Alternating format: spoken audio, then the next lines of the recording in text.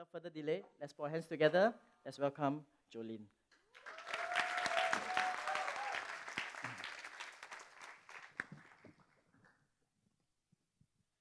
Hello.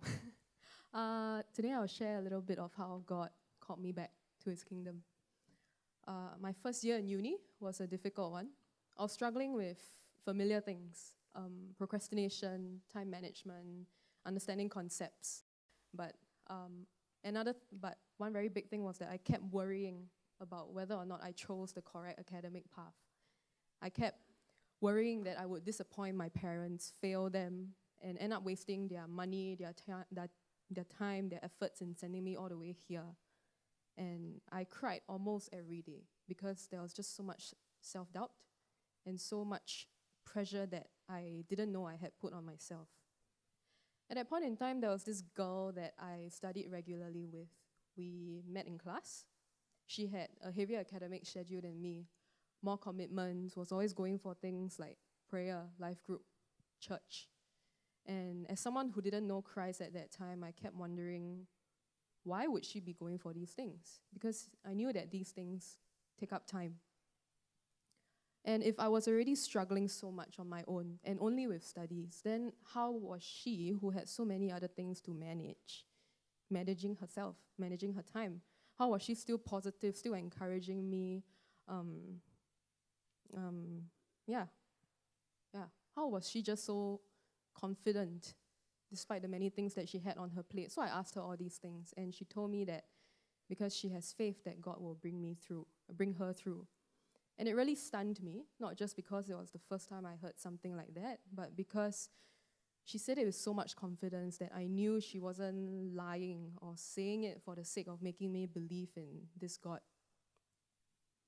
I accepted Christ the following year, and a very big reason was because I saw the kind of life that so many others were having, the life of love, joy, peace, and hope. And more than that, I wanted to have this faith as well, to say that I have faith that God will bring me through. I wanted this confidence in my life. But after I accepted Christ, it didn't seem like things were changing.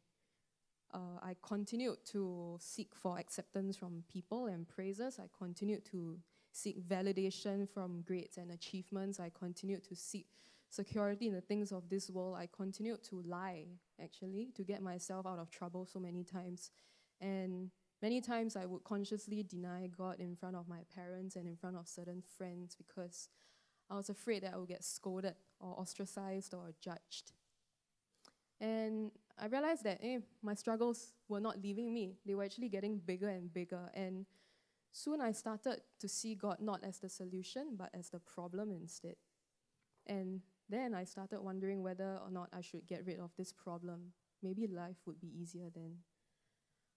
It took a failed relationship for me to see God's hand in my life.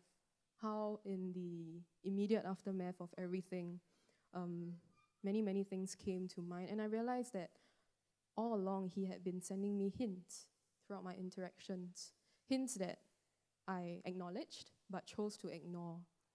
And the undeniable peace and comfort that came over me instead of the sorrow, the tears that I was expecting. And this peace didn't make sense. And it was there and then that I knew that this peace is God and that He has been watching me all the time, speaking to me even though I wasn't listening to Him, and just loving my very hardened heart towards Him. Then slowly I started to pray more, started to talk to Him more, started to give thanks to Him even for the smallest things that you wouldn't think of giving thanks for. And it's actually through this that transformation happened, amazing things happened. Problems would come, situations would continue to worsen.